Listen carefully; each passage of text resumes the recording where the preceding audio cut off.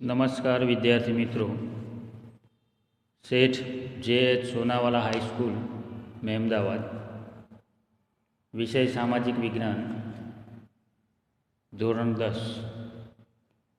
विद्यार्थी मित्रों, આપણે પ્રકરણ 13 ઉત્પાદન ઉદ્યોગોની ચર્ચા કરતા હતા, જેમાં કૃષિ આધારિત ઉદ્યોગ અને ખનિજ આધારિત ઉદ્યોગોમાં લોખંડ, પોલાદ, એલ્યુમિનિયમ ગાળણ, તાંબુ ગાળણ અને રસાયણ ઉદ્યોગ સુધી વિગતે ચર્ચા પૂર્ણ કરી. આજે આપણે ખનિજ આધારિત અન્ય બીજા ઉદ્યોગોની ચર્ચા કરીશું, જેમાં સૌથી પહેલાં આપણે વાત કરીશું રાસાયણિક ખાતર ઉદ્યોગ. દેશમાં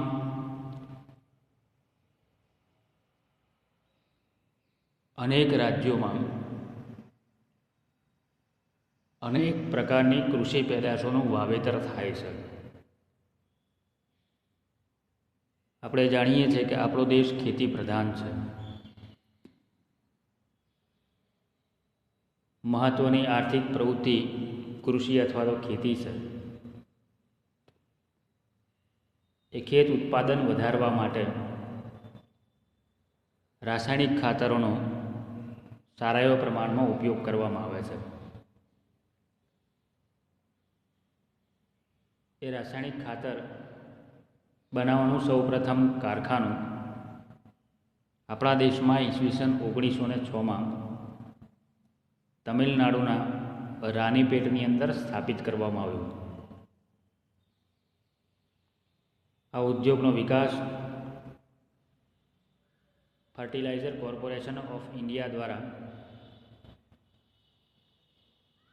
સ્થાપિત કરવામાં આવેલ કારખાનું બિહારમાં સિંદરી ખાતેથી શરૂ થયો. ભારતના જુદા જુદા રાજ્યો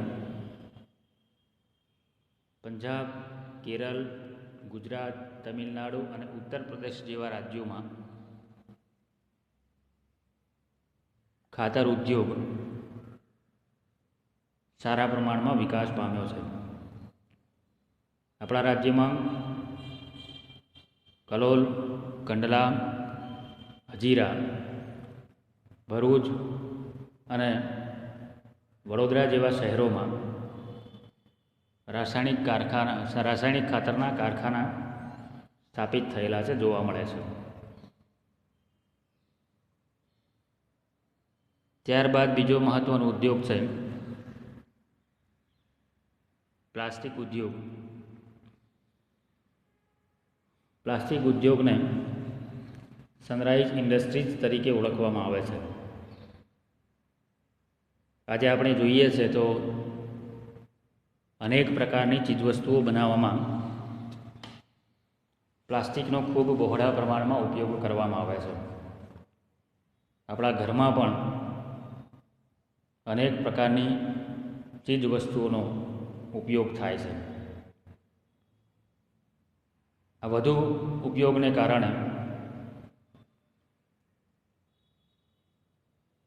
પ્લાસ્ટિકનું ઉત્પાદન વધ્યું છે.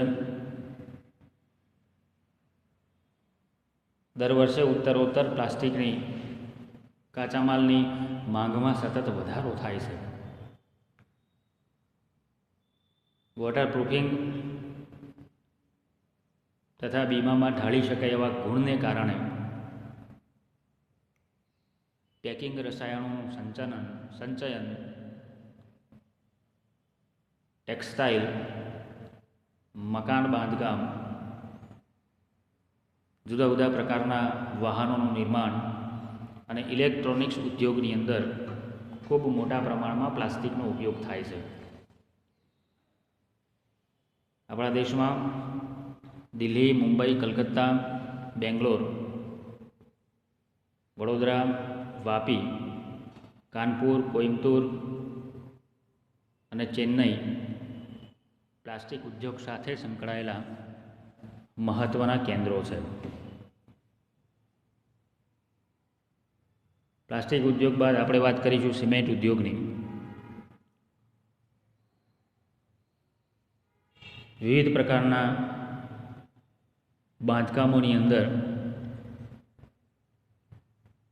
સિમેન્ટ ખૂબ મહત્ત્વનું સાધન છે. મકાન બાંધકામ, સડકોનું નિર્માણ, બંધોનું નિર્માણ, એના માટે ખૂબ મહત્ત્વની જરૂરિયાત સિમેન્ટ છે. ચીન પછી સિમેન્ટના ઉત્પાદનમાં આપણા દેશનો એટલે કે ભારતનો ક્રમ બીજો છે. વિશ્વના 6% જેટલું ઉત્પાદન આપણા દેશમાં થાય છે. સિમેન્ટ બનાવવા માટે ચૂનાનો પથ્થર, કોલસો, ચિરોડી, બોક્સાઇટ, ચીકણી માટી વગેરે ચીજવસ્તુઓનો કાચા માલ તરીકે ઉપયોગ થાય છે. કાચો માલ અને એના ઉત્પાદનો વજનમાં ભારે હોવાને કારણે સિમેન્ટના કારખાના જ્યાં સરળતાથી કાચો માલ ઉપલબ્ધ હોય, મળી શકતો હોય એવા સ્થળોએ મોટે ભાગે સ્થાપિત થયેલા છે. આપણું ગુજરાત પણ સિમેન્ટ ઉદ્યોગ ક્ષેત્રે ખૂબ મહત્ત્વના રાજ્ય તરીકે ઓળખાય છે. સારા એવા પ્રમાણમાં સિમેન્ટનું ઉત્પાદન આપણા ગુજરાતમાં કરવામાં આવે છે.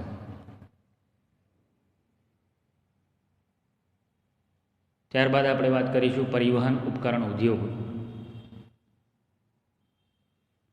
આજના આધુનિક સમયમાં પરિવહનના સાધનોનો ખૂબ બહોળા પ્રમાણમાં વિકાસ થયો છે. અનેક પ્રકારના વાહનો આપણે જોયા છે, એમાં મુસાફરી પણ કરી છે.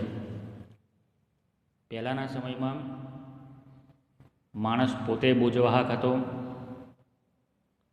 પશુઓનો બોજવાહક તરીકે એને ઉપયોગ કરવાની શરૂઆત કરી. પણ જેમ જેમ વિજ્ઞાન ટેકનોલોજીનો વિકાસ થતો ગયો એમ આધુનિક અને અતિ ઝડપી ગતિવાળા સાધનોનો વપરાશ વધ્યો છે.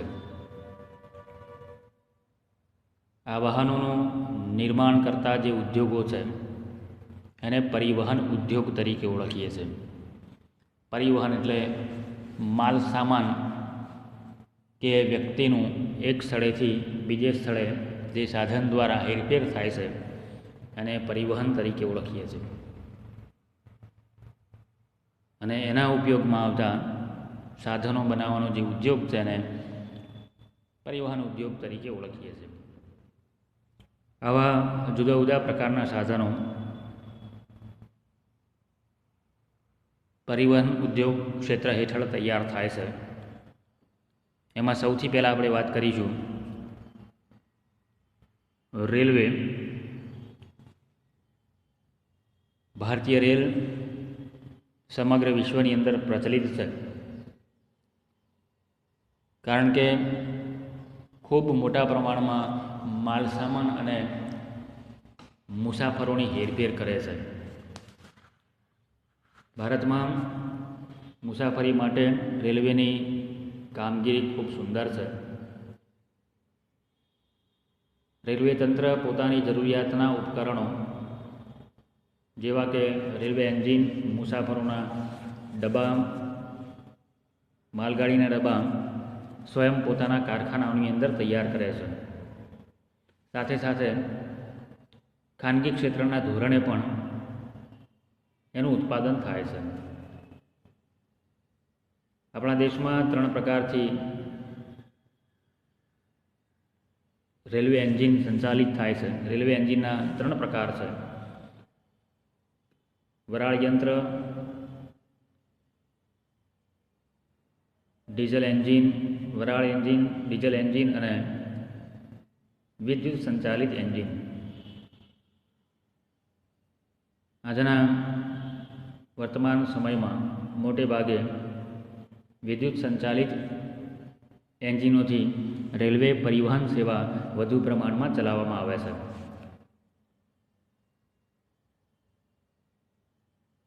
ડીઝલ અને વિદ્યુત એન્જિનોનું ઉત્પાદન પશ્ચિમ બંગાળના મહિજામાં ચિત્તરંજન લોકોમોટિવ વર્ક્સ, વારાણસીમાં ડીઝલ લોકોમોટિવ વર્ક્સ અને જમશેદપુરમાં ટાટા લોકોમોટિવ વર્ક્સની અંદર થાય છે. પેસેન્જર ડબ્બાઓનું નિર્માણ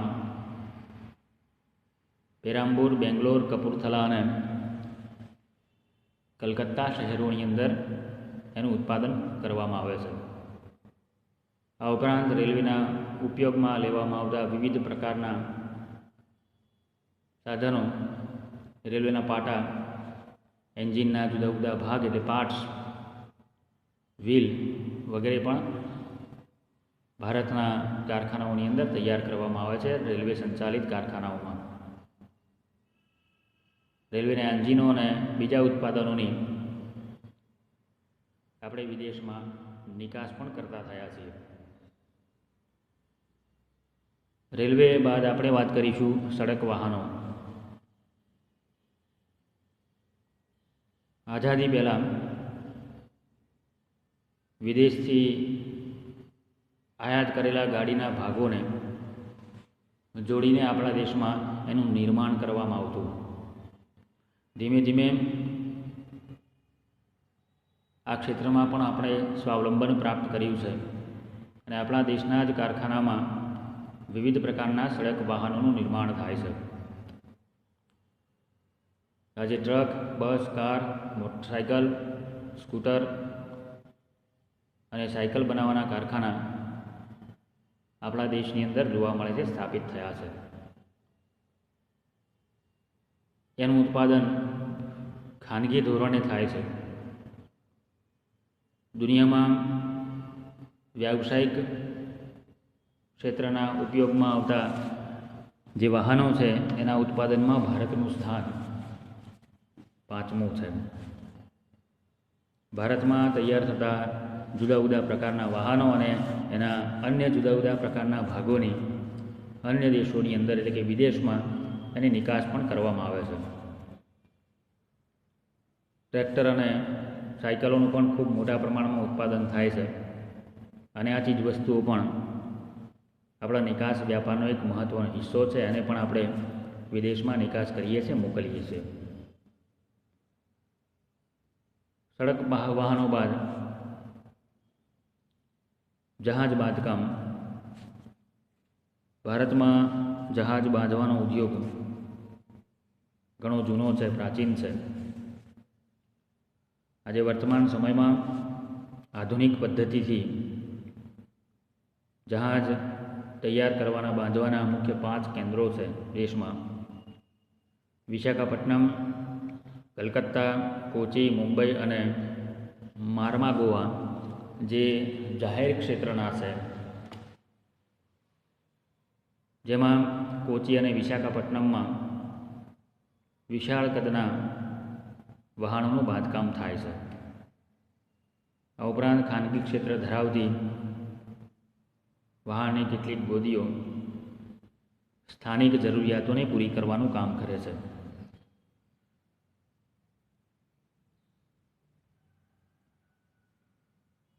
હેલિકોપ્ટરનું ઉત્પાદન પણ આપણા દેશમાં થાય છે. ખાસ કરીને સૈન્યના ઉપયોગ માટે બેંગ્લોર, કોરાપુટ, નાસિક, હૈદરાબાદ અને લખનૌમાં હવાઈ જહાજના ઔદ્યોગિક એકમો સ્થાપિત કરવામાં આવ્યા છે. ભારતમાં હજી સુધી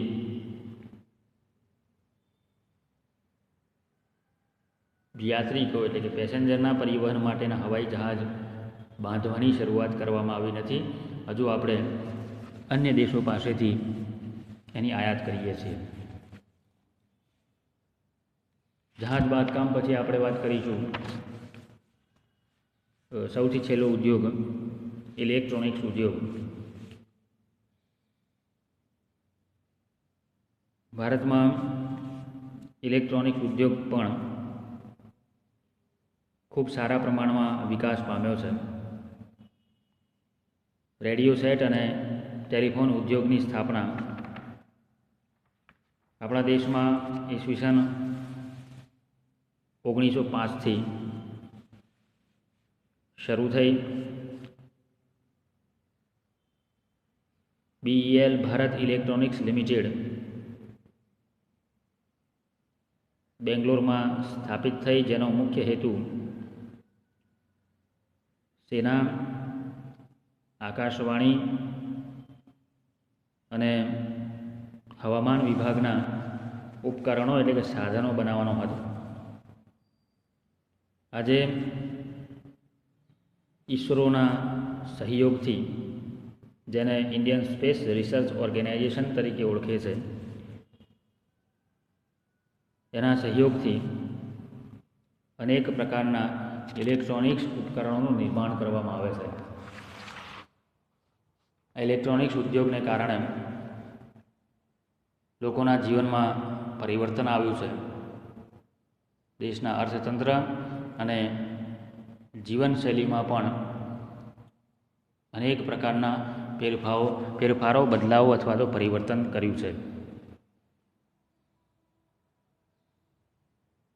ભારતે કમ્પ્યુટર ક્ષેત્રે પણ ખૂબ પ્રગતિ હાંસલ કરી છે. કમ્પ્યુટર હાર્ડવેર અને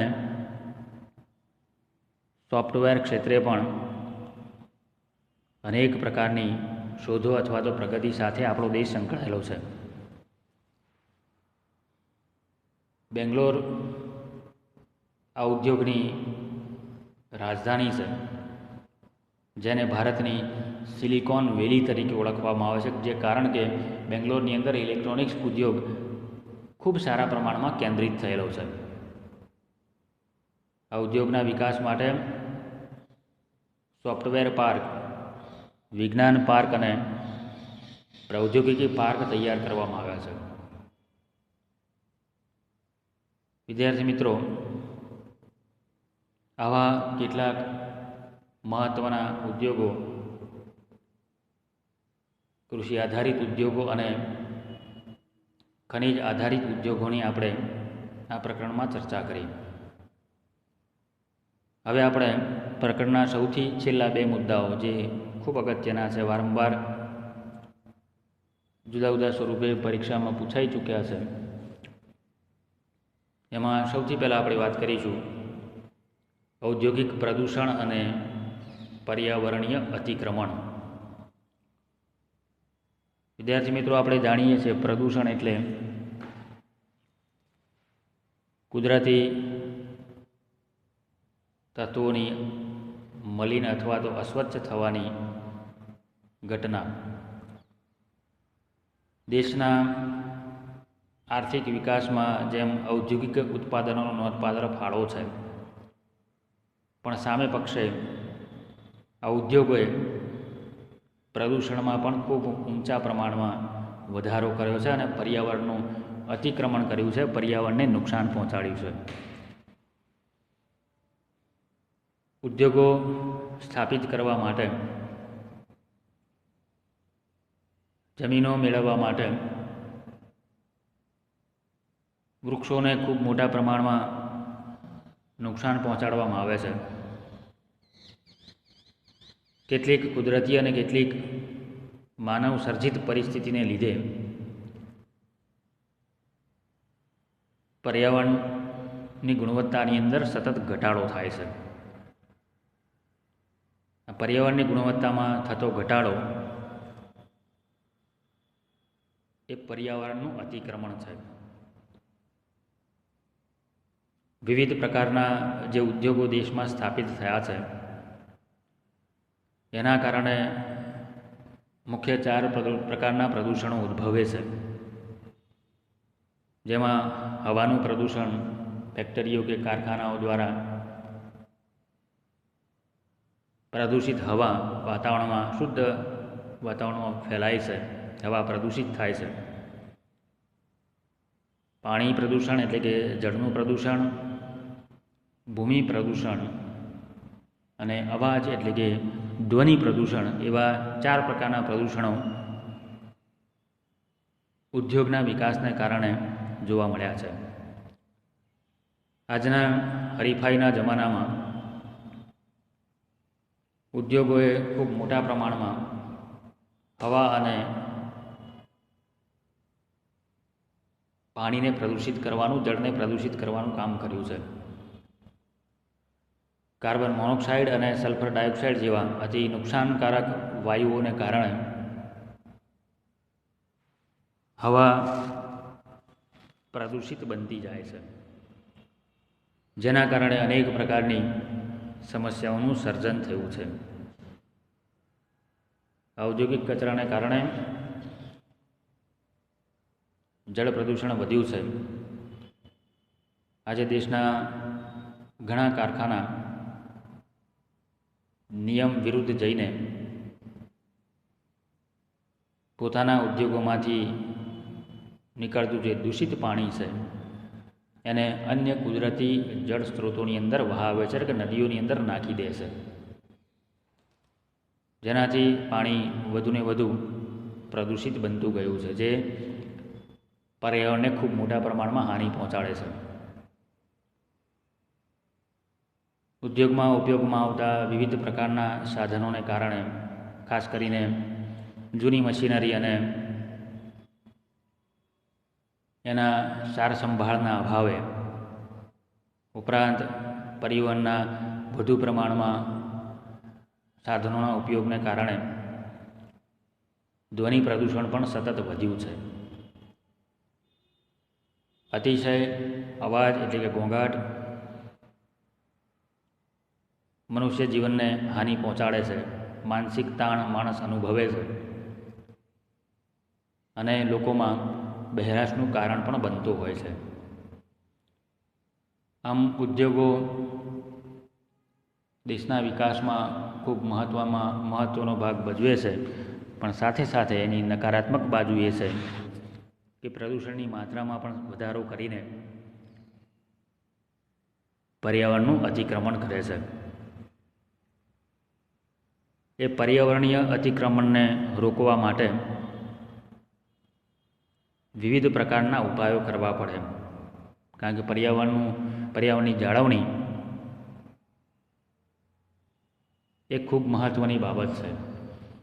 એને જો નુકસાન પહોંચે તો એની સીધી અસર સમગ્ર જીવસૃષ્ટિ ઉપર થતી હોય છે. દેશનો વિકાસ થાય એની સાથે પર્યાવરણનો પણ વિનાશ ન થાય એની ખૂબ કાળજી રાખવી પડે. પર્યાવરણને હાનિ પહોંચાડ્યા વગર વિકાસ કરવો જોઈએ. ઔદ્યોગિક વિકાસ માટે યોગ્ય આયોજન કરીને ઉદ્યોગો દ્વારા પ્રદૂષણની માત્રા ઓછી થાય એવા પ્રયત્નો કરવા, એમાં ઉપયોગમાં આવતા જે ઉપકરણો છે એની ગુણવત્તા જાળવવી, એના ઉપયોગમાં આવતા વિવિધ પ્રકારના ઈંધણ એટલે કે સંચાલન શક્તિના સાધનોની યોગ્ય પસંદગી કરીને એનાથી નહિવત પ્રમાણમાં પ્રદૂષણ થાય એવા ઈંધણોની પસંદગી કરવી, હવામાં ઉત્સર્જિત થતા પ્રદૂષણને ફિલ્ટર, સ્ક્રબર યંત્ર, પ્રેસિપિટેટર્સ એવા વિવિધ પ્રકારના સાધનો દ્વારા પ્રદૂષણને નિયંત્રણમાં મૂકી શકાય છે. વિવિધ ઉદ્યોગોમાંથી નીકળતું જે પ્રદૂષિત પાણી છે એને ખુલ્લી જમીનોમાં કે નદીઓમાં છોડતા પહેલાં એનું શુદ્ધિકરણ કરી છોડવાનો આગ્રહ રાખવો, જેથી કરીને જળ પ્રદૂષણની સમસ્યાને નિવારી શકાય. કુદરતી જળના જે સ્ત્રોતો છે એને આપણે બચાવી શકીએ. ઉદ્યોગોમાંથી નીકળતું પ્રદૂષિત પાણી અને અન્ય પ્રક્રિયા દ્વારા પણ શુદ્ધ કરી શકાય છે, અને એવા બહોળા પ્રયાસો કરવાથી પર્યાવરણને નુકસાન થતું આપણે અટકાવી શકીએ છીએ, કે જે આજના સમયની આધુનિક યુગની ખૂબ મહત્ત્વની જરૂરિયાત છે. કારણ કે પર્યાવરણમાં વધુ પ્રમાણમાં બદલાવને કારણે, ફેરફારને કારણે અનેક પ્રકારની મુશ્કેલીઓનું સર્જન થાય છે. વિદ્યાર્થી મિત્રો, અહીંયા આપણે આ પ્રકરણની ચર્ચા પૂર્ણ કરીએ છીએ. અસ્તુ. જય હિન્દ.